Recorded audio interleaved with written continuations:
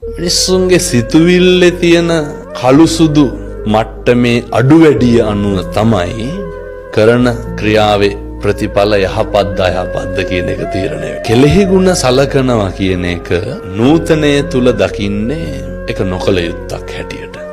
මොකද මිනිස්සු පුරුදු වෙලා ඉන්නවා අවශ්‍යතාවය සම්පූර්ණ වුණාට පස්සේ ඒක අයින් කරලා දාන්න.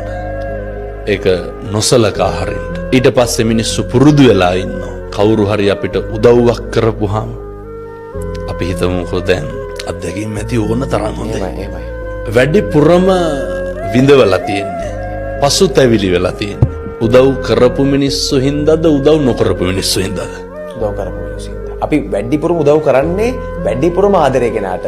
වැඩිපුරම රිද්දන්නෙත් වැඩිපුරම උදව් කරපු වැඩිපුරම ආදරය කරපු අපේ ආදරණීය.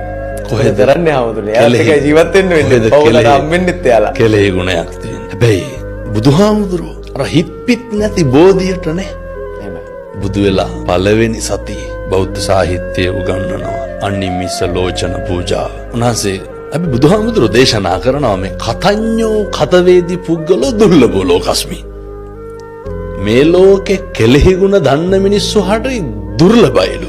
ඒක නම් ඇත්ත හොඳේ. අවශ්‍යතාවයේ සම්පූර්ණ වුණාට පස්සේ ආය මිනිස්සු අපි තියාගන්නේ නැහැ. කාර්ය කෙරවෙනතුරු කාගෙත් රැවටිල්ල